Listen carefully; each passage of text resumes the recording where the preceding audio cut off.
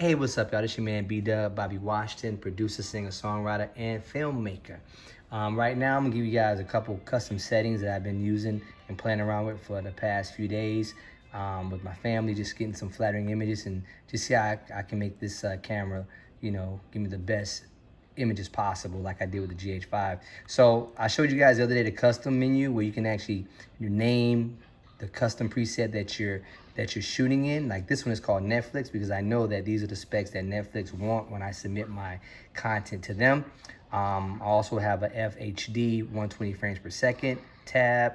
I have a documentary tab down here for TV documentaries, 30 frames per second.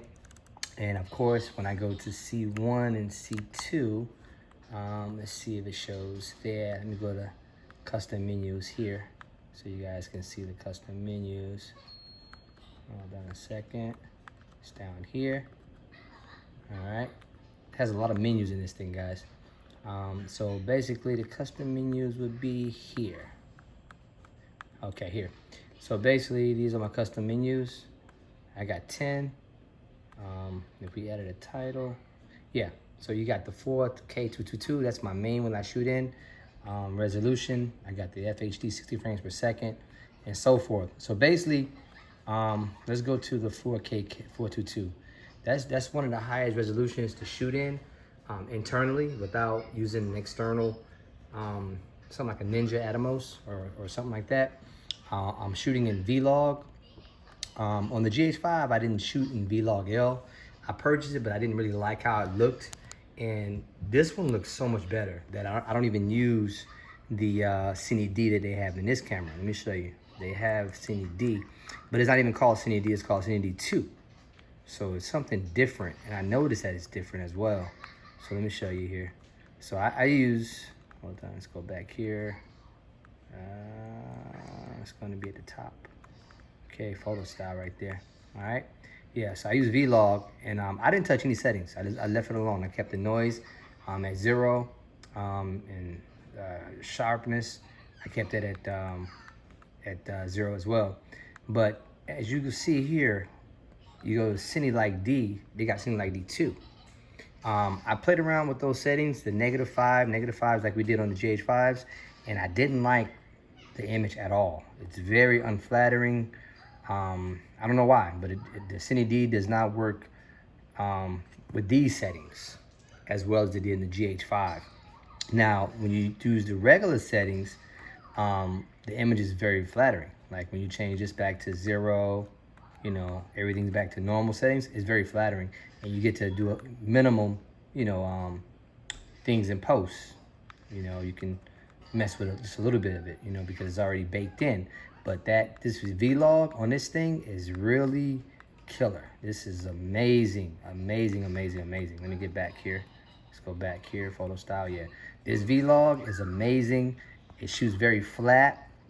How I got mine set up, whether I'm shooting, let's put it over here so I can show you guys something. All right, let me focus on something here. Let's focus on that bike over there. All right, so I'm gonna focus in. I do everything manual focus. Now the autofocus on this thing is pretty good. I don't use it. I'm from the old school. I like manually focusing on stuff.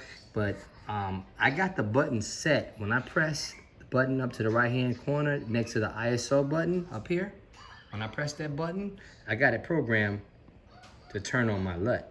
And I have a nicest LUT that I got from Panasonic's website for free. So that way I get to see how my image is gonna somewhat look, in post. So it's a great feature to have, and I can also do it when I press play. Let's say I got an image in here of my son. When I turn it on, see? It comes on and come off. And that's very, very handy. Let me show you how I did that. So basically, you simply go into the menu, and you wanna find the function button. So there's a sprocket, come over to the rotary turner here, and you come over to function button. And you set the record, hit the first button there, and you find this menu on the second page, and it's right here. It's called LUT Assist. You'll just set that, and then you'll back out one, and then you'll come down, and you'll play the same way. This one's gonna be on this page, LUT Assist. So that means when you're recording something, when you have it on record, it's gonna the button is gonna function the same way. You have 2 functions button on the front as well. I haven't assigned those yet. I'm gonna figure out what I want to put on them. It's pretty much about workflow. You know, what do you like to do? How you like to work? So everybody's gonna be different as to what they put, but everything pretty much is customizable on this camera. This camera is so flexible, it lets you do everything. Now, I can't wait till I get in front of this camera. I got 2 of these cameras, so what I'm gonna do is, I'm gonna do a review where I'm actually doing like the other YouTubers, where I'm gonna set up my lights. I just got my new sound system. I got the blimp, I got the Sennheiser 4HK 416 shotgun microphone, and I got the Sound Devices Mix Pre 6.2. So I'm gonna have some great sound. I got some new lights from GVM that my wife, Cindy J, purchased for me. So we're really gonna set this thing up so you guys can actually see me in front of the camera more often than just behind the camera. You know, to try something different, you know. But I like to bring you guys things behind the camera because really, when I find stuff, I think that you need to know, or maybe you can't find on YouTube. I like to bring those things to light as well. But yeah, but that's it. That's pretty much my custom settings. What I use. Let me make sure I ain't miss anything here. Okay. Yeah, so pretty much everything I do is on custom. I can do C1. If I go to C2, I'm pretty much shooting in FHD, which is 60 frames per second, and that's 1080p. If I go to F3, I'm sorry, C3, I'm saying F. C3, over here, I'm pretty much shooting in, what is that, 4K 420, and that's 60 frames, what is that, 48 frames per second. And that's pretty much, I guess, like Harry Potter. I think he shot in 48 frames per second. So now when you want to go to the next one, you have to press this button. Once you get to 3, you start using the menu button to go to the next ones.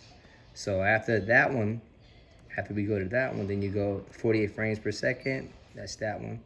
So then you go to the Netflix one, and that's shooting in what is it, 4K 422, 24 frames per second. So that's how you do it. You go to the next one as well, 6K, whatever you want to do.